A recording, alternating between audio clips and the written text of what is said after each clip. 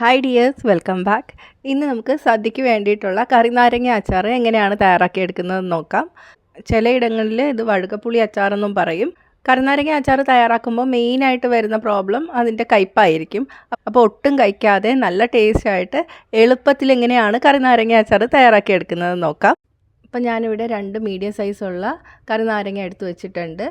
ഇത് കഴുകി തുടച്ചെടുത്തതാണ്. ഞാനിപ്പോൾ തോല് കളഞ്ഞിട്ടാണ് അച്ചാർ ഇടാൻ പോകുന്നത്. തോലിട്ടിട്ടും അച്ചാർ വയ്ക്കാറുണ്ട്, പക്ഷെ അങ്ങനെ ഇടുമ്പം കുറച്ച് കയ്പ്പൊക്കെ ഉണ്ടാവും. നമുക്ക് തോല് കളഞ്ഞിട്ടിടാം. അപ്പോൾ തോല് ഇങ്ങനെ നൈസായിട്ട് ചെത്തിക്കളയുക. അതിനകത്തുള്ള വെള്ള കട്ട് ചെയ്ത് പോകാൻ പാടില്ല. വെള്ള പോവാതെ ഇതേപോലെ നൈസായിട്ട് ചെത്തിക്കളയുക. ഇതിൻ്റെ ഈ തോല് കളയണ്ട കേട്ടോ. ഇത് നമുക്ക് വേറെ പല കാര്യങ്ങൾക്ക് വേണ്ടിയിട്ട് ഉപയോഗിക്കാം. ചായ ഇടാനൊക്കെ ഉപയോഗിക്കാം. അതിൻ്റെ വീഡിയോ ഞാൻ പിന്നെ അപ്ലോഡ് ചെയ്യാം കേട്ടോ. അപ്പോൾ ഇതേപോലെ ചെത്തി എടുത്ത് വെച്ചിട്ടുണ്ട്. ഇനി നമുക്കിത് കട്ട് ചെയ്തെടുക്കാം. ഇതിനകത്തും ഓരോരോ വെള്ള പാളികൾ പോലെ കാണും. ആ ഭാഗം വെച്ചിട്ട് ഇതേപോലെ കട്ട് ചെയ്തെടുത്താൽ മതി. ഇതിൻ്റെ ഈ കുരുക്കളും ഈ നടുക്ക് പൊങ്ങിയിരിക്കുന്ന വെള്ള പാർട്ടില്ലേ, അതും നമ്മൾ കട്ട് ചെയ്ത് കളയണം.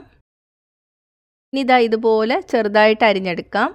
നമ്മൾ ഇലയിലൊക്കെ വിളമ്പാൻ വേണ്ടിയിട്ട് 1 കഷ്ണം അല്ലെങ്കിൽ 2 കഷ്ണം, ഇതിൽ കൂടുതൽ നമ്മൾ വിളമ്പില്ല. അപ്പോൾ ഇതുപോലെ കട്ട് ചെയ്തെടുക്കുക. ഇനി ഇതിലോട്ട് 2 പച്ചമുളക് അരിഞ്ഞത് ഇട്ട് കൊടുക്കാം. ആവശ്യത്തിന് ഉപ്പ് കൂടി ചേർത്തിട്ട് നന്നായിട്ട് മിക്സ് ചെയ്തെടുക്കും. ഇത് നല്ല പുളിയായതുകൊണ്ട് അത്യാവശ്യം കുറച്ച് കൂടുതൽ ഉപ്പ് ചേർക്കേണ്ടി വരും. നന്നായിട്ട് മിക്സ് ചെയ്ത് കൊടുക്കാം. ഇനി ഇതൊരു 10 മിനിറ്റോളം നമുക്ക് മാറ്റി വയ്ക്കാം. ഒരു പാനിലോട്ട് പകുതി നെല്ലിക്ക വലുപ്പത്തിനുള്ള പുളി ഇട്ട് കൊടുക്കാം.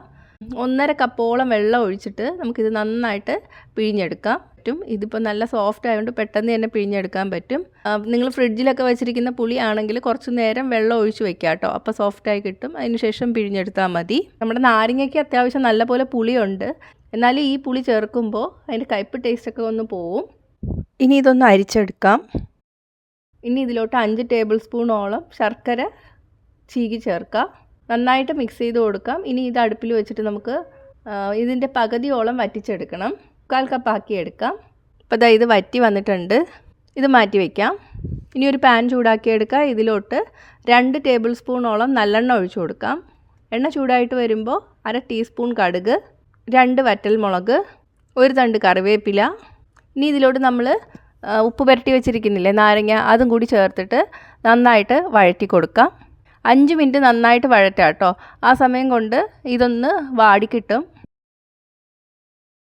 അടച്ചു വെച്ച് വേവിക്കാം. അപ്പോൾ 5 മിനിറ്റ് കഴിഞ്ഞിട്ടുണ്ട്. നാരങ്ങയൊക്കെ വഴന്ന് കിട്ടിയിട്ടുണ്ട്. ഇതിലോട്ട് 2 ടേബിൾ സ്പൂൺ കാശ്മീരി മുളക് പൊടി ചേർത്ത് കൊടുക്കുകയാണ്.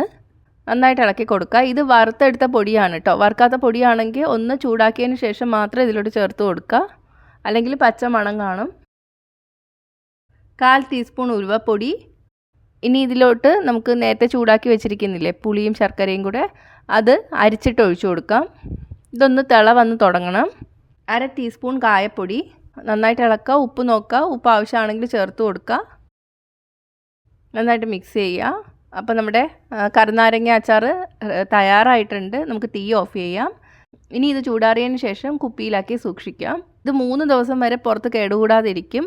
കൂടുതൽ ദിവസം വയ്ക്കാനാണെങ്കിൽ ഫ്രിഡ്ജിൽ വെച്ചിട്ട് ഉപയോഗിക്കുക. കഴുകി വെയിലത്ത് വെച്ച് ഉണക്കിയതിന് ശേഷം മാത്രം അച്ചാർ അതിലോട്ട് ഒഴിച്ചു കൊടുക്കുക. നിങ്ങൾ എന്നും എടുക്കുമ്പോഴും ശ്രദ്ധിക്കുക, വെള്ളം നനവില്ലാത്ത സ്പൂൺ ഉപയോഗിച്ചിട്ട് എടുക്കുക. ഇതിപ്പോൾ ചൂടാറി കഴിഞ്ഞാൽ തന്നെ ഉപയോഗിച്ച് തുടങ്ങാം. പക്ഷേ ഒരു ദിവസം വെച്ചിട്ട് ഉപയോഗിക്കുകയാണെങ്കിൽ കുറച്ചും കൂടി ടേസ്റ്റ് ആയിരിക്കും. അപ്പോൾ ഒന്ന് ട്രൈ ചെയ്ത് നോക്കുക. ട്രൈ ചെയ്തിട്ട് നിങ്ങളുടെ അഭിപ്രായങ്ങൾ കമൻറ്റ് ചെയ്യുക. ഇഷ്ടമായെങ്കിൽ ലൈക്ക് ഷെയർ ചെയ്യുക. ഇഷ്ടപ്പെട്ടില്ലെങ്കിൽ ഡിസ്ലൈക്കും ചെയ്യുക.